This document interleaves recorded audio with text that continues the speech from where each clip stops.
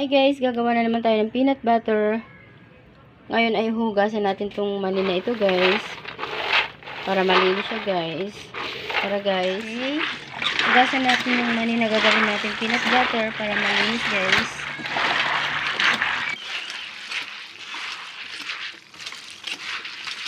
Yan, syempre. Mga alikabukan ito. Kaya kailangan malinis.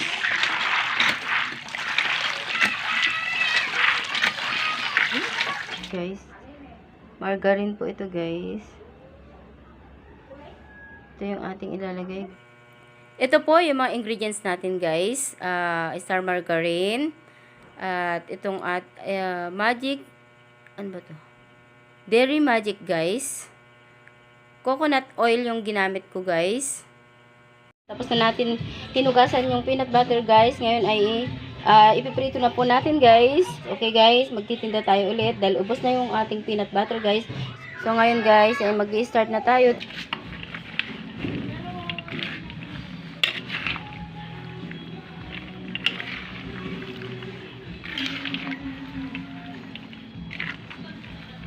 Bali 9 kilos ito guys. Kaya napakadami niya guys. Hindi ko lahat nilagay kasi hindi siya kakasya. Baka hindi maluto lahat guys. Ayan.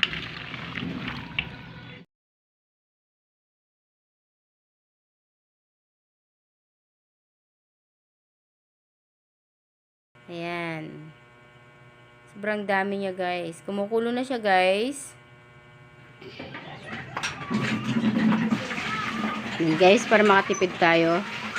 Niluto ko sa ulingan guys.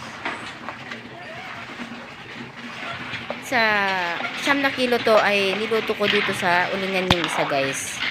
Inati ko siya guys kasi sobrang dami. Okay guys, ito po yung ebidensya na malinis talaga siya guys. Nakatakip siya ng plastic guys. Ayan. Wala pong problema yan guys. Tignan mo. Oh guys, malinis talaga siya guys. At ako ang gumigiling nito guys ha. Tignan mo. Ayan.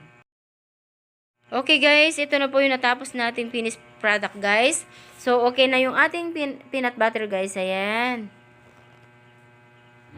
Salamat sa mga bumili, umorder, at umubos nung nakaraan. So, ngayon ay gumawa na naman ako guys.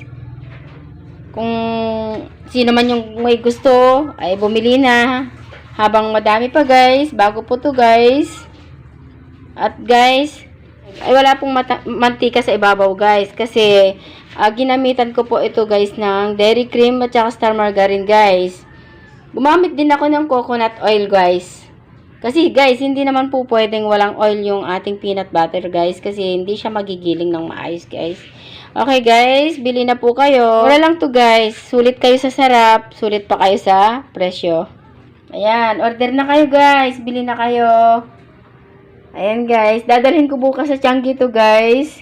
Kaya bili na kayo. Kung sino man gustong bumili, bumili na kayo. Ayan guys, masarap to guys. Huwag kang mag-alala. Ayan. Ayan guys. Bili na kayo guys.